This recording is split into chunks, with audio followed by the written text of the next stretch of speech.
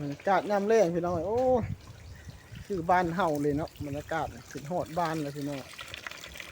อันนี้คือสวนทุเรียนเนาะข้างๆแบบมีก๊อกน้ำก๊อกในพี่น้องเลยเนาะโอ้บรรยากาศก็ได้ดีกำลังกินข้าวแรงพี่น้องเลิกงานมาแล้วกันเนาะพอดีว่านนี้ไอ้คิดเบ็ดมาได้ปลาบ่ได้เฮ็ดว่านนี่มื้อนี้ก็เลยจัดเจงทำเมนูคิดออกมาว่าที่ย่างกับบ่ได้ย่างคิดไปคิดมาตัดสินใจนึ่งพี่น้องเลยเนาะคิดอยากนึ่งแซ่บๆเลยล่ะนึ่ง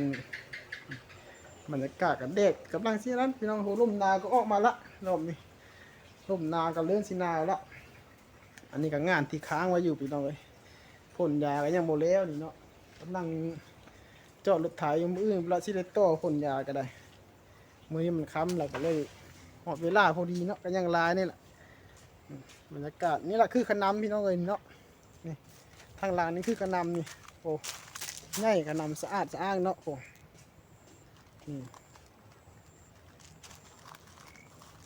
อันนี้คือน้ำสร้างน้ำบ่อพี่น้องแถวนี้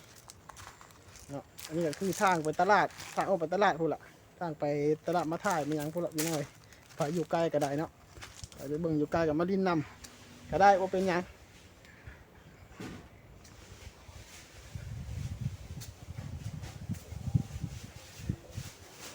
ไปเบิ่งตอนเฮ็ดแล้วพี่น้อยว่าสิกินตะกินบ่หรือว่าเป็นเนาะอาหารแบบตอนแรกสำหรับเมนูแรกนี่พี่น้องเลยฝากกดไลค์กดติดตามไปด้วยพี่น้องเด้อเนาะไปเบิ่งตอนเฮ็ดแล้วพี่น้องเลยโอ้ยหอมทั่วเลยพี่น้องไปปลานิ่มกับบ่ใหญ่เด้อพี่น้องประมาณ1 โล 2 โลประมาณโลเนาะประมาณนี้แหละพอดีแซ่บกิน2 คนพอดีอิ่มครับบรรยากาศกับยามแรงพี่น้องเลยเลิกงานเลิกการเนาะ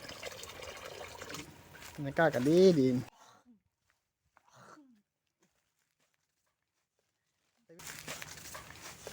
ไปเว้นใกล้ชิตกพี่น้อย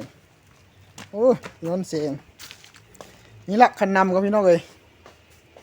เนาะบ่อนอยู่บนเสาก็สิประมาณนี้มีรถจักรคันหนึ่งสลิงคันหนึ่ง2 คันอยู่พุทธสลิงเนาะแล้วก็รถไถพ่นยาแล้วก็มี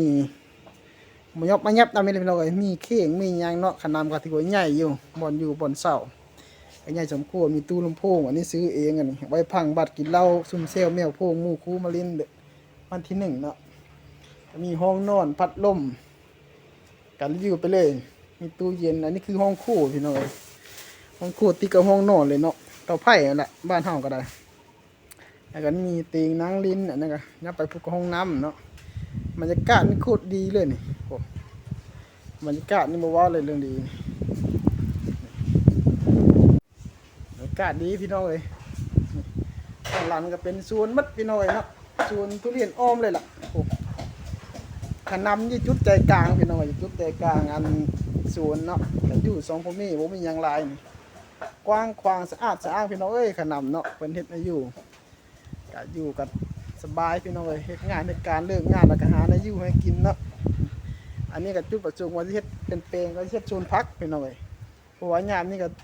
ล่มแรงออกมาเราสิปลูกพักปลูกหญ้าเพื่อไว้ใส่นัดใส่นี่พี่น้องเลยมาไปเบิ่งเมนูของกินพี่น้องลื่นนูกินเลยเด้นี่ว้าวลายแล้วก็ได้กำลังตำบ่เอาอยู่ตรงนี้เอากำลังตำหมูไข่คือสูตรเพิ่นเองพี่น้องเอ้ยสำหรับ1เนาะสูตรเพิ่น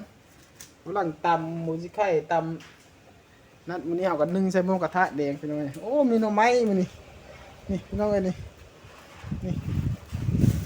มีหน่อไม้นึ่งใส่หน่อไม้มีผักมีโย่หน่อข่าหน่อยางโอ้ยหลายอย่างแซ่บมื้อนี้นี่เนาะกำลังนึ่งอยู่โคตรแซ่บพี่น้องเมนูอาหารแรกพี่น้องหลังจากเลิกงานเลิกการกันเนาะมื้อนี้ก็ประมาณ5 โมงละเวลาก็ได้มาเฮ็ดกินนี่พี่น้องเอ้ยอยู่2 คนสบายอยู่นั่นนึงสบายเฮ็ดกินพี่น้องเอ้ยเนาะขนำก็ประมาณนี้ละนี่ก็ขอข้าวสารพี่น้องซื้อตลาดอีกเนาะข้าวสารต่อใหญ่2 คนกินประมาณเดินไปเบิดพี่น้องเนาะ1 ชั่วโมงนี้ มานี่ก็ล้างอีกรอบนึงล้างมันสะอาดแล้วก็ปรุงใส่หม้อใส่หยังอันนี้คือใบขี้หูดอันนี้คือใบขี้หูดเนาะอันนี้คือเครื่องมักเปิ้นเวลา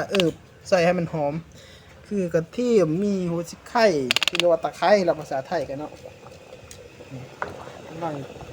จัดแจงอยู่โอ้เซฟอะไรมันนี่เซฟนี่นอนพี่น้องเอ้ยสำหรับเมนูตอนแรกมันมีอย่างไรไปใช้ไปล้างอีกละไปล้างอีกเขาก็รีวิวขนมทายพี่น้องโอ้บรรยากาศนี้บ่อยากให้เว้าเลยบรรยากาศนี่เป็นกินฮอดบ้านเลยล่ะพี่น้องเอ้ยนี่โอ้สูตรเนาะกำลังอันนี้ก็คือยัดเครื่องมักเครื่องนะพี่น้องใส่ท้องใส่ปากใส่ไส้มันเพื่อให้ความละมุนสุนรสชาติออกมาให้หอมตวดพี่น้องโอ้เสียบแรงสำหรับใครที่มักปลานิ่นเนาะมีหนูย่างกล้อยซอยเซ่หรือว่านึ่งกระเสียบพี่น้องโอ้ยใบขี้หูดยัดใส่มีมักมีไข่ใบมะกรูดลายย่างหอมสำหรับมะเร็งพี่น้องเลยมาเดินเข้าแรงพี่น้องบัดใกล้สิค่ำละ